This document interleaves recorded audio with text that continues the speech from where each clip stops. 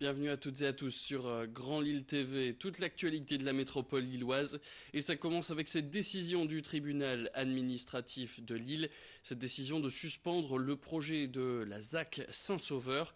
Selon ce tribunal, le projet urbain aurait des impacts en termes de santé publique qui pourraient être importants. Une décision qui réjouit les deux associations qui sont opposées de longue date, l'asso Parc Saint-Sauveur et la SPI. Ils se sont donné rendez-vous vendredi dernier devant la mairie de Lille pour saluer la décision du tribunal, mais aussi pour dénoncer la pollution alors que la ville se présente au titre de capitale verte pour l'Europe, une aberration pour une agglomération qui serait la deuxième plus polluée de France. Nicolas Lebrun était vendredi dernier devant la mairie de Lille. Il a pu rencontrer plusieurs manifestants de ces associations qu'on écoute tout de suite. Longtemps, on a été montré du doigt comme une sorte de minorité radicale qui ne comprenait pas la politique d'urbanisation de la ville de Lille.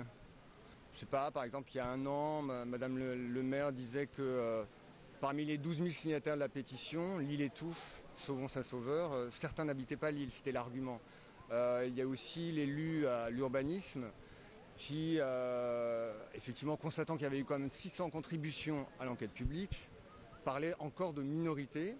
Et puis tout dernièrement, la maire de Lille a quand même dit de ses voix contestataires contre cette politique d'urbanisation, a quand même conseillé ces gens-là d'aller vivre ailleurs. Donc aujourd'hui, on a le sentiment d'avoir été entendu devant le tribunal administratif et on pense que ce n'est pas à nous de déménager. Quand on va sur le site de la ville de Lille, dans l'onglet C'est quoi capitale verte? Alors il s'agit de présenter les atouts de la ville et de la métropole.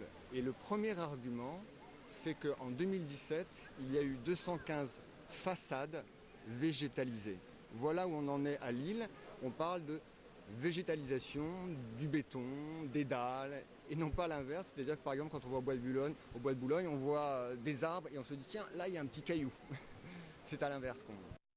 On passe maintenant à ces appels aux dons. D'abord, la direction l'Institut Pasteur de Lille, qui est dans l'inquiétude après avoir relevé une baisse des dons, legs et mécénats en cette année 2018, une diminution de l'ordre de 7% sur un an, avec un budget de 30 millions d'euros chaque année en partie financé par des fonds publics, dont la moitié sert à poursuivre les recherches effectuées par l'Institut. À noter que les dons représentent presque un tiers de ce budget consacré à la recherche. Des dons qui sont donc hyper importants pour ce centre qui recherche traitements et médicaments de demain. À Lille, ce sont 33 équipes de recherche qui sont tributaires de ces dons et de fonds privés. Chaque année, ces équipes reçoivent jusqu'à 40 000 dons, mais ce n'est plus suffisant pour pouvoir faire avancer les travaux de recherche. Plus d'infos tout de suite avec Cédric Bouquet, le directeur communication de l'Institut Pasteur de Lille, qui répondait aux questions d'Idil Gunaï. On appelle à soutenir sous différentes formes. Il faut rappeler que la recherche, certes, coûte cher, mais qu'on a besoin de beaucoup de donateurs, de beaucoup d'actions, et que les découvertes d'aujourd'hui ont été financées grâce aux dons d'il y a 10, 15, 20 ans. Donc si on veut continuer à faire des avancées en recherche en sciences pour les maladies d'aujourd'hui et les traitements de demain, on a besoin de dons aujourd'hui. Donc les dons, c'est des dons financiers principalement, mais pas que. On appelle aussi les gens à s'engager, à nous soutenir en organisant des opérations, des collectes, par du bénévolat. On a différentes actions, différents événements qu'on organise avec le soutien de bénévoles ou dans le cadre de mécénat de compétences qui peuvent nous aider à faire avancer la recherche et dont on a besoin aujourd'hui. Et puis pour faire un don, rendez-vous sur le site institut-pasteur.fr ou par courrier au 1 rue du Professeur Calmette, 59 000 à Lille. Autre appel à don, celui de la LPA, la Ligue protectrice des animaux du nord de France. Ils cherchent à rénover leurs locaux. Par exemple, à Roubaix, le refuge et la fourrière datent de 1964. Ici, ils gèrent l'accueil d'animaux abandonnés dans 70 communes aux alentours. La LPA qui demande à ces communes de participer à la création d'un nouveau bâtiment pour pouvoir continuer leur mission. Mais avant ça, il y a des travaux urgents à faire dans ce qui est pour l'instant leur local. Les fenêtres et les portes sont délabrées, il y a des trous dans les plafonds et des tôles ondulées menacent de s'effondrer. Alors pour aider la LPA, vous pouvez faire un don sur helloasso.com.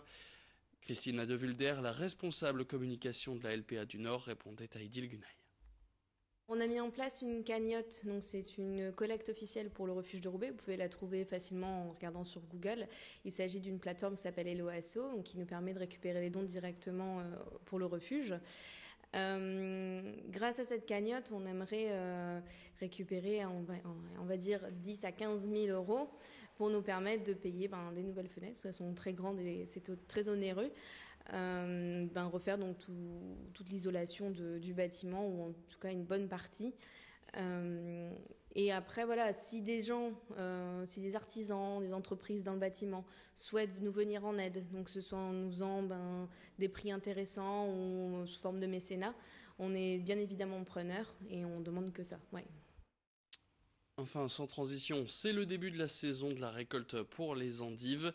Alors, quelles sont les prévisions pour ce légume qu'on appelle aussi chicon ou hors-blanc du Nord?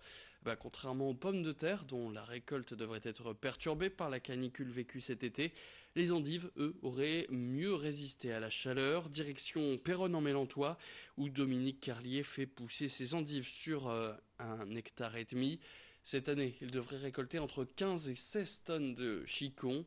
Ici, il va récolter ses endives jusqu'à la fin du mois de mai, en suivant un mode d'agriculture à l'ancienne. Dans un premier temps, la plante pousse dans son champ, ensuite il récupère seulement les racines, qu'il appelle carottes, qui partent ensuite pendant 1 an au frigo pour la mettre en hibernation. Elle retrouve ensuite la terre pendant une vingtaine de jours, dans un endroit sans lumière, chaud et humide. Dominique Carlier qui s'attend donc à une bonne récolte, sur laquelle il travaille déjà avec toute sa famille, c'est ce qu'il confiait au micro de la rédaction. Dans ce coin-ci, par ici, on a des bonnes terres, donc on a eu un peu d'eau cet été, et puis 50 mm ici dernièrement, il y a 3 semaines. Et donc, ça va, les carottes vont venir. Mais on est toujours tributaire du temps. Regardez, quand il fait chaud, l'endive, au lieu de mettre 21 jours, elle en mettra que 19. Donc on est obligé de l'arracher avant. Et après, inversement, au printemps, au lieu d'en mettre 21, elle va en mettre 17. Et c'est la fin de cette édition. Merci à toutes et à tous de l'avoir suivi. Tout de suite sur Grand Lille TV, la météo. Et le prochain flash, il est dans le prochain quart d'heure.